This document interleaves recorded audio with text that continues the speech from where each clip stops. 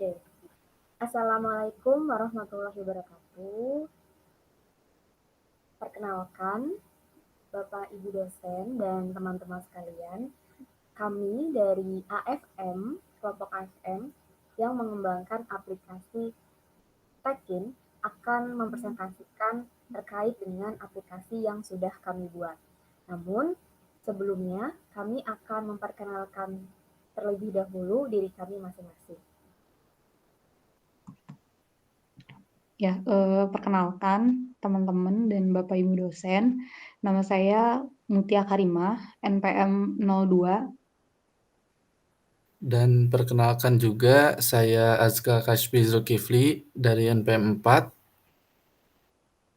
Dan yang terakhir, perkenalkan nama saya Felia Srindriani, NPM 18. Mungkin bisa langsung kita lanjutkan terkait dengan deskripsi aplikasi. Jadi untuk aplikasi Tekin ini merupakan aplikasi yang dapat melakukan proses reservasi tempat indoor untuk menyelenggarakan sebuah acara. Jadi acara besar tempat indoor dengan membutuhkan kapasitas yang banyak di sini adalah tujuan dari aplikasi kami. Dan juga dapat mengelola tempat indoor yang akan atau sudah direservasi oleh pengguna. Dan untuk aplikasi Tekin sendiri, target penggunanya itu adalah kepada mereka, pengguna yang sedang mencari tempat indoor untuk suatu acara. Selanjutnya, akan dijelaskan mengenai ketercapaian tujuan. Nah, berkaitan dengan ketercapaian tujuan, ini dapat dilihat dari fitur-fitur yang tercapai dan juga berjalan. Nah, di sini dibedakan ada dua, ada fitur-fitur yang tercapai dan juga ada fitur-fitur yang belum tercapai. Untuk fitur-fitur yang tercapai itu adalah login, register, memilih tempat, ini maksudnya adalah kita sampai melihat detail tempat yang akan direservasi, kemudian reservasi atau melakukan booking terhadap tempat indoor yang akan direservasi, dan juga untuk yang fitur-fitur yang belum tercapai ini ada search.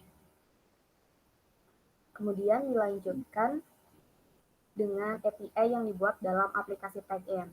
Jadi di sini ada 4 tabel, ada pengguna, pengelola, reservasi, dan tempat. Dan masing-masing tabel tersebut dibuatkan API CRUD untuk masing-masing tabelnya.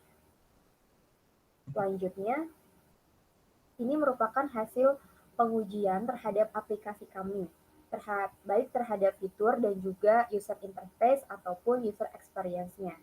Ini di sini ada tulisannya before, maksudnya jadi ini adalah sebuah pengujian yang kami lakukan sebelum melakukan perbaikan dalam pengembangan aplikasi.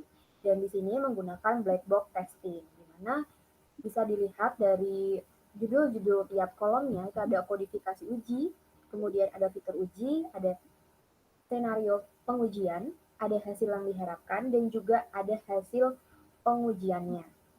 Untuk fitur search, di sini hasil pengujiannya belum berjalan dengan lancar. Kemudian untuk fitur sign in itu sudah berjalan berhasil login. Kemudian dilanjutkan dengan fitur selanjutnya. Yang ketiga itu namanya fitur sign up. Jadi untuk fitur sign up ini sudah berhasil untuk yang skenario pertama dan skenario kedua. Kemudian ada fitur detail. Fitur detail ini sudah berhasil untuk melihat detail tempat, namun masih belum rapi dalam tampilannya. Kemudian selanjutnya fitur yang terakhir ini merupakan fitur reservasi, dan di sini fitur reservasi memang belum berhasil karena pada saat melakukan pengujian fitur reservasi ini masih belum selesai dengan sempurna. Kemudian akan dilanjutkan dengan rekan saya. Nah, di sini ada afternya. Jadi setelah kita melakukan perbaikan dari hasil pengujian sebelumnya, di sini kita melakukan beberapa perbaikan di website yang kita buat.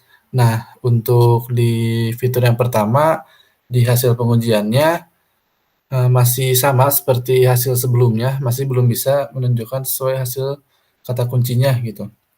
Nah, untuk yang fitur yang kedua ada fitur sign in, dia di skenario 2-nya berubah menjadi kalau gagal login, dia akan ada info error belum ada, namun sudah redirect ke login page. Nah, di situ untuk perubahannya.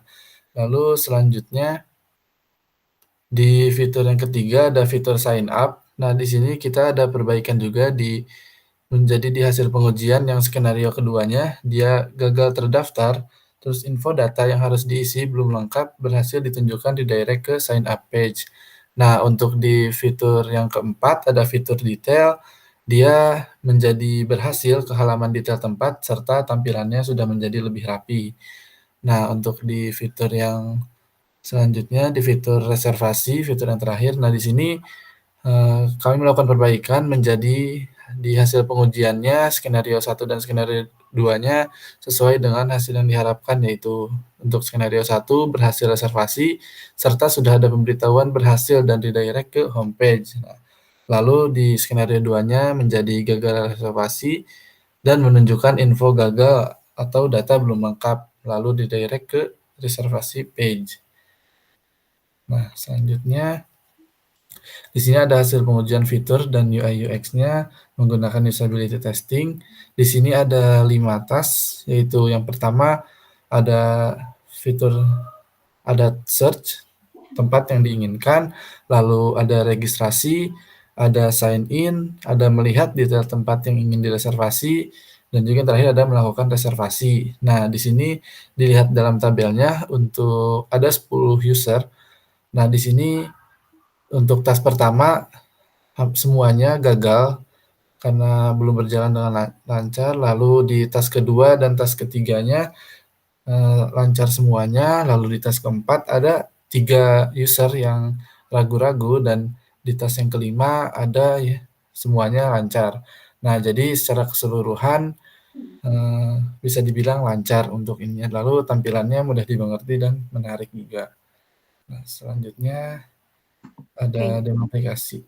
Ya, selanjutnya kita bakal langsung ke demo aplikasi Take-in. Jadi, yang pertama gitu ketika kita, masukin, link menggunakan takein.xyz, kita bakal otomatis ke halaman welcome to Take-in. Jadi di sini adalah landing page, yang apa ya, yang kita buat gitu. Nah di sini, harusnya kan udah ada apa namanya, memilih gedung, tapi, di sini kita tambahkan informasi gitu ketika kita mau memilih gedung itu, harus, login dulu. Jadi di sini nggak bisa kita nge-book, tempat gitu, kecuali login dulu. Jadi di sini ada pemberitahuannya silakan login terlebih dahulu untuk memilih gedungnya. Nah, langsung aja yang pertama kita ke, sign up dulu kali ya. Nah, untuk ke sign up misalnya kita masukin namanya gmail.com, enter password-nya.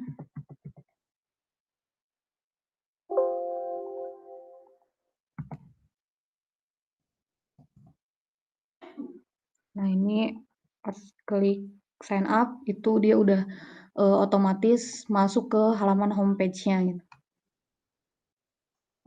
Terus kita nyobain dulu ke halaman tadi yang login, yang nah,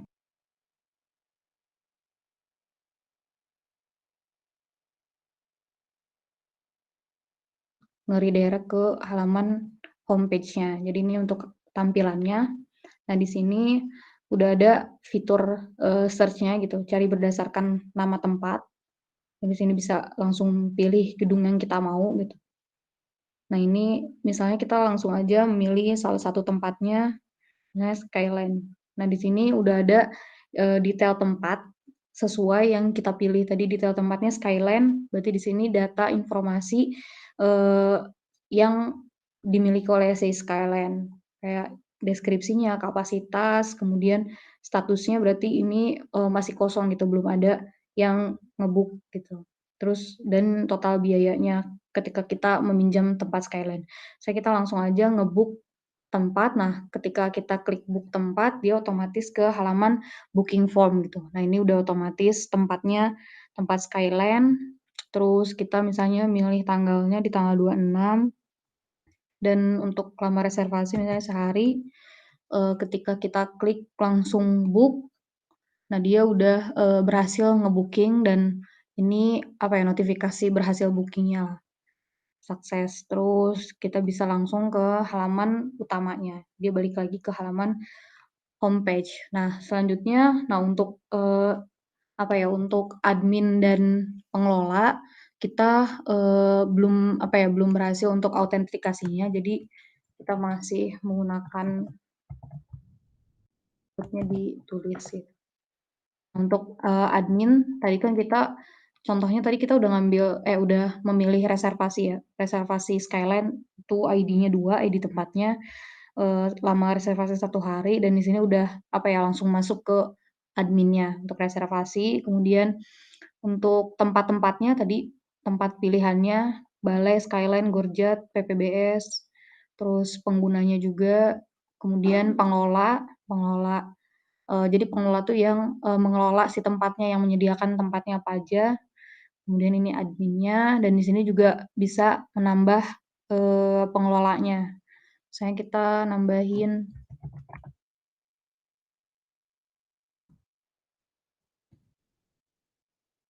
pengelola baru. Nah, dia udah otomatis ketambah si pengelolanya. Nah, selanjutnya ke yang dashboard pengelolanya. Untuk dashboard pengelola di sini tadi reservasi, jadi dia bisa ngelihat siapa aja yang udah tadi ngereservasi. Tadi kan kayak Skyline udah ngereservasi selama 1 hari pada tanggal segini dan pengelola juga bisa ngelihat tadi tempat apa aja yang ada gitu, yang dia sediakan. Dan di sini juga pengelola dapat menambah tempat untuk pengguna. Misalnya kita ID pengelolanya, kita sebagai pengelola yang ID-nya berapa, terus nama tempatnya misalnya kita masukin Vcom, Aula Vcom dengan deskripsi tempat gitu. Terus untuk dokumentasi tempat ini sebenarnya masih pilihan gitu, jadi bisa milih dokumentasi tempatnya, bisa juga dikosongin. Nah, kapasitasnya misalnya 200, statusnya misalnya notebook. Jadi masih belum di-book sama pengguna. Kemudian untuk biayanya 8. Nah, ini udah otomatis tempatnya ketambah. Tadi kita nambahin Aula Vcom. Nah, paling sekian aja. Jadi bisa langsung logout dari sekian aja yang bisa saya sampaikan untuk demo aplikasinya. Balik lagi mungkin ke Tevelia. Ya, terima kasih atas penjelasan dari Kang Aska dan juga Teh Mutia. Mungkin segitu saja yang dapat kami sampaikan terkait dengan pengembangan aplikasi kami dari kelompok ASM dengan aplikasi Tekin. Mohon maaf apabila ada salah-salah kata lagi menjelaskan dan mungkin kalau misalkan ada kata-kata yang kurang berkenan. Begitu saja dari kami. Terima kasih. Wassalamualaikum warahmatullahi wabarakatuh.